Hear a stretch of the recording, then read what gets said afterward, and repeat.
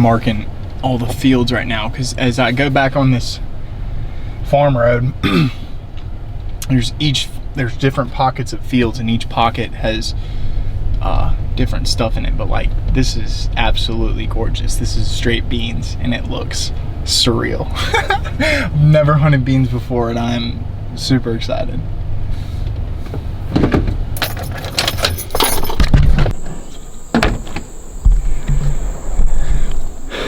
Well, what is going on, everyone? Today it is August 9th, and I'm a little late to the game with this video and this property. However, today I'm out scouting a piece of land that I just got permission to hunt. A few weeks ago, when I was finalizing everything for the season, I was like, you know what, I was on the way to a different property, and I kept passing by this farm, and it looked like it had farmed crops in the back side of it. And I was like, man, I'd love to see if that landowner would let me hunt. So I went and knocked on the door. Somebody came, talked to me, said, nah, there's people that hunt back there. We got too many people as is, sorry. I'm like, no big deal. I said, I appreciate your time.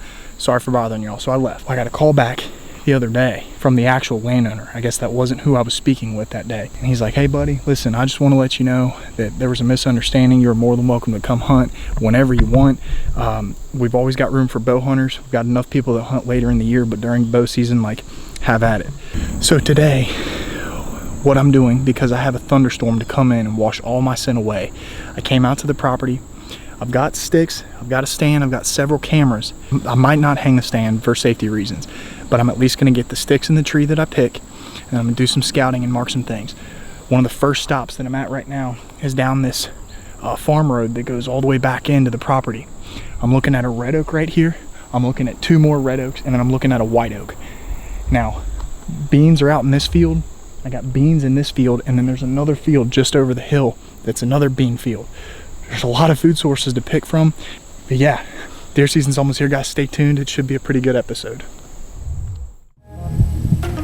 And I'll be doing the spot and stalk.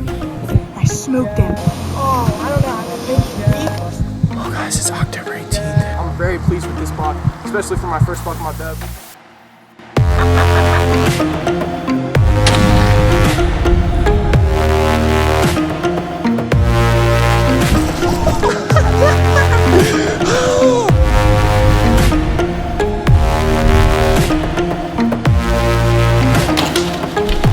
Take it any day of the week. Gnarly old buck like this.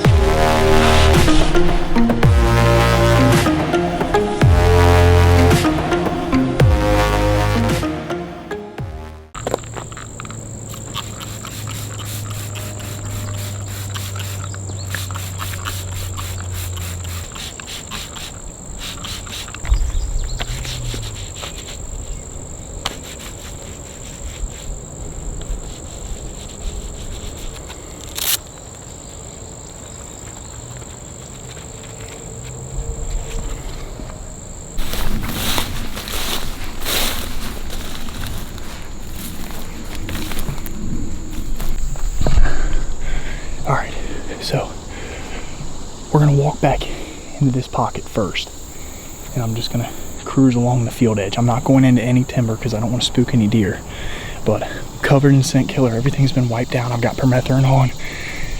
But basically, I've got oaks all around here. There's a white oak right there, red oak, red oak. On the other side of the road, there's another white oak and red oak, literally side by side. My thought process in theory is that beans get cut late September. Deer start feeding on beans pretty heavy when they start to yellow right there at the beginning to mid-September, right before they get cut.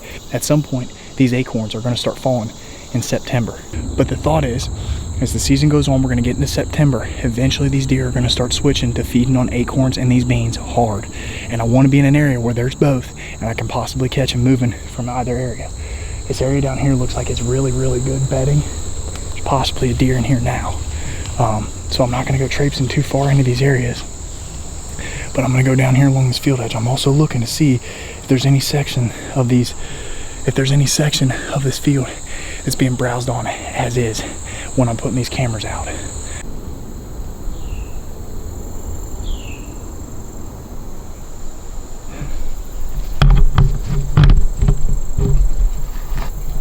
All right, so I'm back here in this one corner.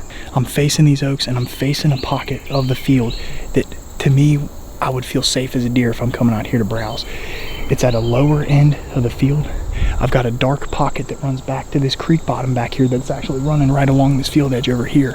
And it looks like there's 4 or 5 different entryways that the deer might be funneling out of the woods back here and into this pocket. So again, I can see these acorns, I can see a good portion of these beans. This may or may not be a good spot to sit. The problem is trying to find a tree that's got everything I'm looking for. Okay, so I just had a light bulb go off. I think we've got some entryways around this area heading into this field. I just put up the first camera and it's gonna be watching this field edge right here, but also a little bit of the beans. This looks like a good entry and exit way for these deer to come in and out of this bean field. The light bulb is that I've got a ground blind. There's a spot that looks like a good entry hole, but there's a spot right here where they had a dozer or tractor that pushed a bunch of debris up into the woods. If I put a ground blind there, brush it in, when all this stuff starts to die off, it won't even look like there's a ground blind there. And then I'll be shooting out into this whole open field just like that.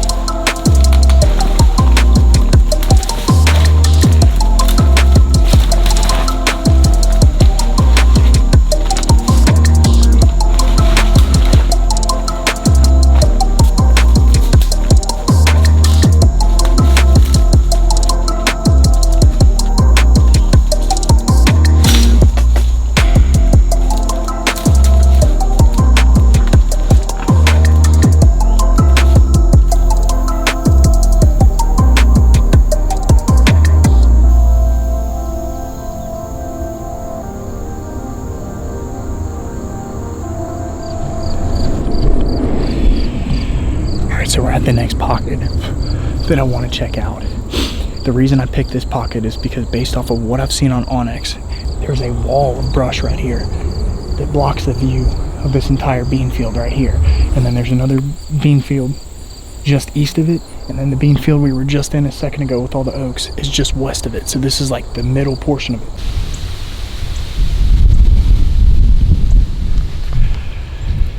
Well, I might have just found the perfect spot for a tree stand, but depending on how high I get will depend if it puts me at a good enough level to shoot, because I've only got so many sticks and I might be eye level with these deer unless they walk along this field edge right here. But there's a clear cut right here on the edge of this field. That's what I saw from the road, and it's back here in this pocket, and if they're walking back here they feel safe. There's not only a hill as a barrier, but there's also, if you look up there, there's the barrier of the thicket. So the thicket and the hillside of the beans, there's like 4 or 5 different openings back here that you can tell the deer just literally walk right by. Like I'm thinking I'm gonna go pull that camera and put that camera right here on this tree, face it out this way, because that looks like a promising spot. I think I might even run these sticks back here. Oh gosh, this is so exciting. This is so, oh my God.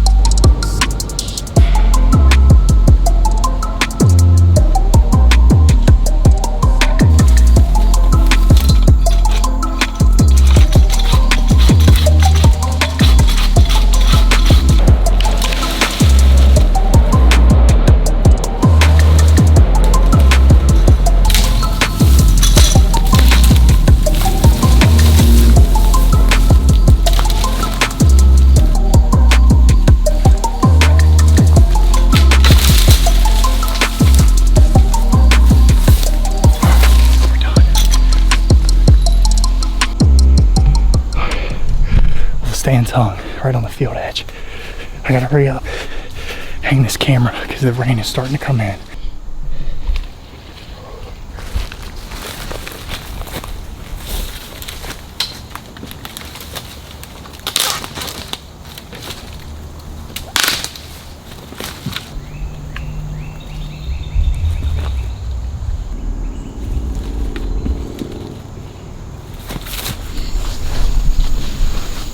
All right, well, the ground blinds in, tree stands in, and got 2 cameras out watching both areas that the new sets are in.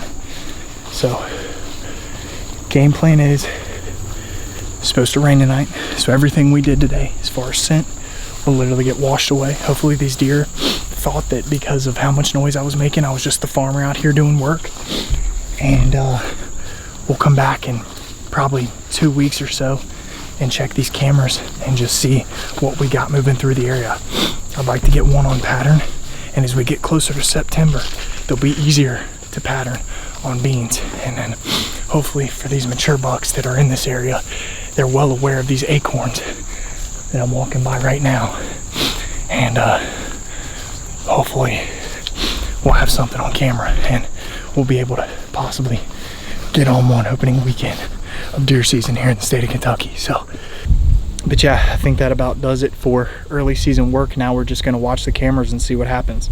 Guys, be sure to give this video a thumbs up, hit the subscribe button if you already haven't, check out all the links in my description below, and I'll catch you guys later on the next episode of Andrew Bernard Outdoors.